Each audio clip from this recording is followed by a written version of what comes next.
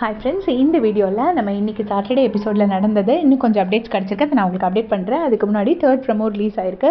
So first ஜாக்லினை பார்த்துட்டு கேட்குறாரு Vijay Sethupathi sir, யார் நல்ல மேனேஜராக பர்ஃபார்ம் பண்ணாங்க அப்படின்னு கேட்குறாங்க. உடனே தீபக் அண்ட் மஞ்சரி அப்படின்னு சாலிடாக சூப்பரான ஆன்சர் ஜாக்லின்னு சொல்கிறாங்க. உடனே அடுத்து வந்து சௌந்தர்யா கிட்ட கேட்டோடனே தீபக் அண்ணா அப்படின்னு சொல்லிட்டு தீபக்கே சொல்கிறாங்க. அதுக்கு அடுத்துட்டு அருண் கிட்ட கேட்குறாரு, நீங்கள் யாரை சொன்னீங்க அப்படின்னோடனே ஜெஃப்ரி அப்படின்னு சொல்லும் போது அருணோட மூஞ்சி அப்படி செத்துருச்சு. அந்த மாதிரி இருந்துச்சு. இங்கே நம்மளை நிறைய பேர் திட்டினாங்க. இப்போ விஜய் சேதுபதி சார் என்ன சொல்ல முடியும், அவர் தெரிஞ்சுதானே கேட்குறாரு. அருணோட மூஞ்சி எப்படி சொங்கி போச்சு. ஜெஃப்ரின்னொடனே ஜெஃப்ரியை எழுப்பி விட்டுட்டு, உங்களுக்கு இது சரியா, நீங்கள் பாருங்கள், அரசியலுங்கிறது நம்மளை சுற்றியும் நடக்கும், நம்மளை வச்சும் நடக்கும் அப்படின்னு சொல்கிறாரு.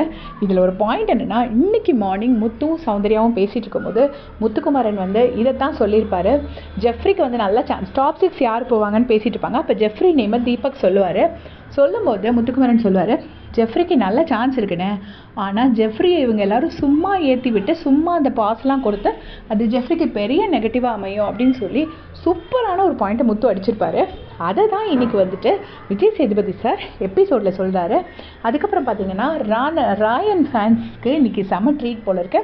ராயனுக்கு செம்ம கிளாஸ். விஜய் சேதுபதி சாரும் அப்ரிஷியேட் பண்ணியிருக்காரு.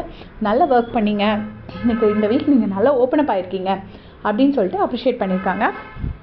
ஜெஃப்ரிக்கு ஒரு மினி ரோஸ்ட். ஏன் மினி ரோஸ்ட்னா, ஜெஃப்ரி தப்பு பண்ணல, ஜெஃப்ரிக்காக மற்றவங்க கொடுத்தாங்க நாமினேஷன் ஃப்ரீ பாஸ்.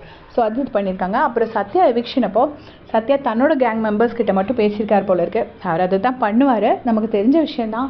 ஸோ பெருசாக எக்ஸ்பெக்ட் பண்ணுறதுக்கு ஒன்றும் இல்லை. அண்ட் ஆல்சோ பவித்ராவை வந்து கொஞ்சம் சேஃப் கேம் விளையாடுறீங்கிறது மாதிரி விஜய் சேதுபதி சார் சொன்னது மாதிரி கேள்விப்பட்டேன். அண்ட் ஆல்சோ அந்த சௌந்தர்யா அன்ஷிதாவோட கொடையை பிடிச்சிருந்தாங்க இல்லையா, அதை பற்றி டிஸ்கஸ் பண்ணியிருக்காங்க.